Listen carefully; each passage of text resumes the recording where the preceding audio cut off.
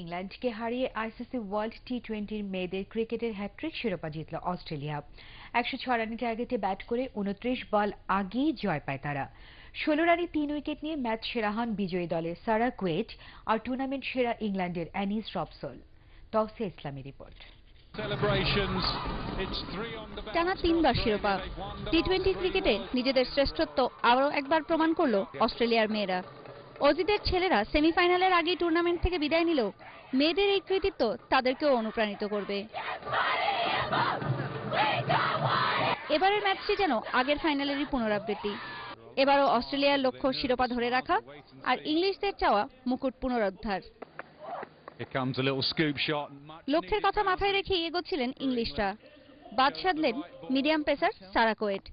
টুর্নামেন্টের সর্বোচ্চ scorer Charlotte এডওয়ার্ডসকে সাজঘরে ফেরালেন।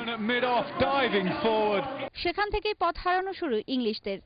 KUET, peri আর ফারেলের bowling তোপে মাত্র 105 রানের স্কোর পায় নিয়মিত বিরতিতে উইকেট হারানো ইংল্যান্ড। 24 বলে সর্বোচ্চ 29 রান আসে হেদার নাইটের ব্যাট থেকে। অজিদের হয়ে কুয়েট 3 আর পেরি ও ফারেল 2টি করে উইকেট নেন। উইলো ঝড়ে শুরু থেকেই অজিরা জানিয়ে দেয় হ্যাট্রিক শিরোপার পথে এই টার্গেট কোনো বাধাই নয়।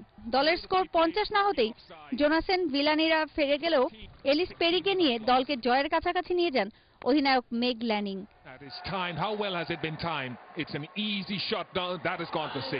ল্যানিং ব্যর্থ হলেও দলকে জিতিয়ে তবেই থামেন পেরি।